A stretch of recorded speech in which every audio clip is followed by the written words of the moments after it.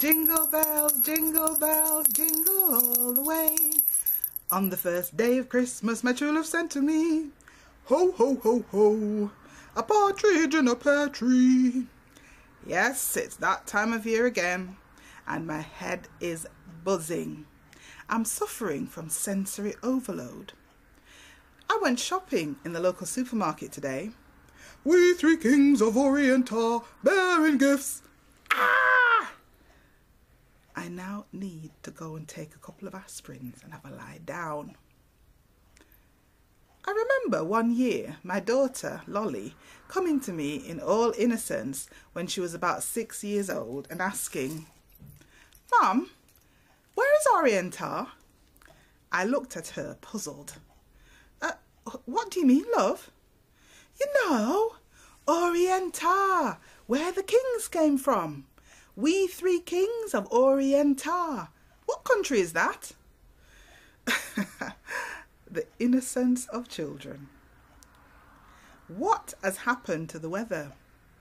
Last winter started off wet and mild, with flooding of near biblical proportions in some areas of Britain. Huge bridges that had stood for decades were washed away, and people killed before temperatures dropped dramatically. I found it difficult to believe I was still in England as I watched terrified people on the news being rescued by rubber dinghies going down the streets. Others were airlifted by helicopter from the roofs of their flooded homes, while murky water swirled below them. This year, autumn rolled in, balmy and mellow, but before the last rust-coloured leaves could be swept up, temperatures plummeted. Record temperatures last winter definitely didn't prepare us for the all-time lows we've had so far this year. Minus 20 degrees in Scotland, and it's still December. The British love making small talk about the weather, and we've certainly got something to talk about now. These aren't temperatures we have in the British Isles. Frozen pipes and more flooding and damaged homes, snow and ice and stranded travellers on road and rail. No ho ho ho ho there. Scientists have been warning us about the rapidly depleting ozone layer since I was a girl. The catastrophe now seems to be upon us, and we're being told it's too late to do anything about it. Ho ho ho ho. I don't think so. When have people ever heeded warnings until the disaster is right on top of them? My cousin Myra asked, wrapping her hands around her mug of tea. No point running up and down and fretting now. Everything is part of God's plan and is just simply unfolding as it should. My mother, not sharing cousin My's calm philosophical outlook, looked out despondently onto her garden covered with several inches of snow. She's a keen gardener and grows her own vegetables, with which she keeps us all supplied. "The poor plant them turn fool," she said. "This time last year, the spring bulbs were already pushing their way out of the soil, which should have been frozen. This year, you can't have a nail in that the dirt." "Your pumpkin them no nice this year at all, ma," cousin Mai said. "Yes, me know, Myra. It's because me have to plant them late. Me hardly get anything out of my garden this year. Either them rotten with the rain or slug eat them." "Never mind, Mom. The beans and spring onions were nice," I said, trying to cheer her up. I suppose so," Mom said. "But even the tomato them turn brown and rotten before them ripe." "Sister Marla, I saw the decorations in the new people them house nice," cousin Mai remarked. Stupid them stupid," Mom said. "Them put up the Christmas tree from them moving at the house in October.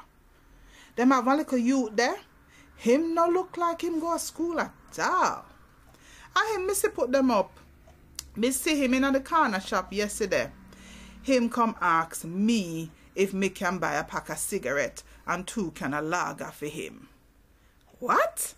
Then you buy it, ma? Cousin Ma asked. Me? Missus, you think me mad? Him say of him father, but me still not buy it. Him come in at the shop and argue with the man because them tell him say him too young for buy beer and cigarette.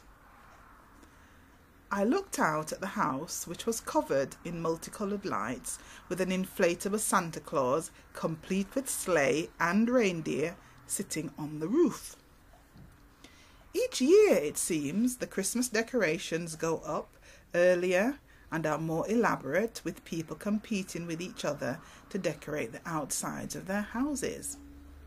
The young man, whom I assumed Mum was talking about, appeared at the window, making adjustments to his decorations. I was very tempted to go and knock on the door of the house and ask, "What does Christmas mean to you? What is the significance?" I imagined the possible ensuing scenario. The teenager would tell me that it's about who can buy the most expensive electronic gadgets for their children, or who can eat the most, or get the most drunk. I would make an attempt at light-hearted conversation, dropping the names of Jesus and God in subtly. The youth would then look at me suspiciously and call back over his shoulder, "Dad, is those Christian nutcases again?" "What?" "No, not the Jehovah's Witnesses. This one's alone and not as well dressed. Shall we call the police and have her arrested for using offensive language in front of a minor? Or should we just beat her up ourselves, Dad?" The father would answer from his permanent place on the sofa in front of the TV, with cigarette hanging from his mouth and surrounded by several empty cans of lager. What? Minor? Where's the minor, son? Has he brought any coal for the fire?" "No, not coal miner, Dad. Minor, me, you know, underage kid like me." "Huh? Oh, right you are then, son.